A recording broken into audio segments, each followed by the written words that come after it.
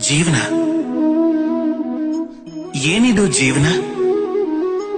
ನಾವು ಜನ್ಮ ಪಡಿತೀವಿ, ದೊಡ್ಡವರಾಗ್ತೀವಿ, ನಮ್ಮ ಅಪ್ಪ ಅಮ್ಮ ನಮ್ಮನ್ನ ಸಾಕ್ತಾರೆ. ಆಗ ಅಪ್ಪ ಅಮ್ಮನ ದುಡ್ಡಲ್ಲೇ ನಮ್ ಬಾಲ್ಯ ಕಳಿಯತ್ತೆ. ಆಮೇಲೆ ನಾವು ದೊಡ್ಡವರಾಗ್ತೀವಿ, ನಾವು ಮದ್ವೆ ಮಾಡ್ಕೋತೀವಿ, ನಮಗ್ ಮಕ್ಕಳು ಹುಟ್ಟುತ್ತಾರೆ, ನಾವು ಅವ್ರನ್ನ ಸಾಕ್ತೀವಿ. ಆಮೇಲೆ ನಮಗ್ ವಯಸ್ಸಾಗತ್ತೆ. ಆಮೇಲೆ ಒಂದಿನ ಈ ಪ್ರಪಂಚದಿಂದ ಹೊರಟು ಹೋಗ್ತೀವಿ. ಇದೇನ ಜೀವನ ಅಂದ್ರೆ? ತುಂಬಾ ಸಲ ಈ ಪ್ರಶ್ನೆ ನಿಮಗ್ ಬಂದಿರಬಹುದು ಅಲ್ವಾ? ಈಗ ಸ್ವಲ್ಪ ನೀರಿನ ಯಾತ್ರೆ ನೋಡಿ. ಸಾಗರದಿಂದ ಆವಿಯಾಗಿ ಮೇಲೇಳುತ್ತೆ, ಮೋಡವಾಗಿ ಮಳೆ ಸುರಿಯತ್ತೆ, ಆಮೇಲೆ ನದಿಯಾಗಿ ಮತ್ತೆ ಸಾಗರನ ಸೇರುತ್ತೆ. ಆದ್ರೆ ಅದರ ಜೀವನ ಏನು, ಅದರ ಉದ್ದೇಶ ಏನು ಅಂತ ಯಾರೂ ಪ್ರಶ್ನೆ ಮಾಡಲ್ಲ. ಪ್ರತಿ ಹಂತಾನೂ ಜೀವಿಸುತ್ತೆ, ಮತ್ತೆ ಬೇರೆಯವರಿಗೆ ಎಷ್ಟು ಆಗತ್ತೋ ಅಷ್ಟು ಕೊಡ್ತಾ ಹೋಗುತ್ತೆ.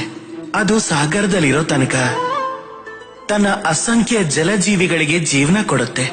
ಆಮೇಲೆ ಸಾಗರದಿಂದ ಆವಿಯಾಗಿ ಮೋಡ ಆದಾಗ ರೈತರಿಗೆ ಆಸೆ ಹುಟ್ಟಿಸುತ್ತೆ, ಅವರ ಬೆಳೆ ಚಿಗುರಿ ಏಳುತ್ತೆ ಅಂತ. ಮತ್ತೆ ಮಳೆಯಾಗಿ ಸುರಿದಾಗ ಈ ಒಣಗಿ ಬಾಯಾರ್ತಿರೋ ನೆಲನ ನೆನೆಸುತ್ತೆ. ಆಮೇಲೆ ನದಿಲಿದ್ದಾಗ ದಡದಲ್ಲಿ ವನಸ್ಪತಿಗಳನ್ನ ಹುಟ್ಟಾಕತ್ತೆ. ಆದ್ರೆ ಯೋಚಿಸಿ, ನೀರು ಯಾವಾಗ್ಲಾದ್ರೂ ಯೋಚಿಸುತ್ತಾ ತನ್ನ ಜೀವನ ಏನು, ತನ್ನ ಜೀವನದ ಉದ್ದೇಶ ಏನು ಅಂತ? ಇಲ್ಲ, ಅದು ಸುಮ್ಮನೆ ತನ್ನ ಧರ್ಮ ಮಾಡ್ತಾ ಹೋಗುತ್ತೆ. ಮತ್ತೆ ಎಲ್ರಿಗೂ ಎಷ್ಟಾಗುತ್ತೋ ಅಷ್ಟು ಆನಂದ ಕೊಡ್ತಾ ಹೋಗುತ್ತೆ. ಅದಕ್ಕೆ ಜೀವನದಲ್ಲಿ ಯಾವತ್ತೂ ಪ್ರಶ್ನೆ ಮಾಡಬೇಡಿ ಈ ಜೀವನ ಏನು ಅಂತ, ಇದರ ಉದ್ದೇಶ ಏನು ಅಂತ. ಸುಮ್ಮನೆ ಈ ಜೀವನನ ಜೀವಿಸಿ, ಮತ್ತೆಷ್ಟಾಗುತ್ತೋ ಅಷ್ಟು ಎಲ್ರಿಗೂ ಆನಂದನ ಕೊಡಿ.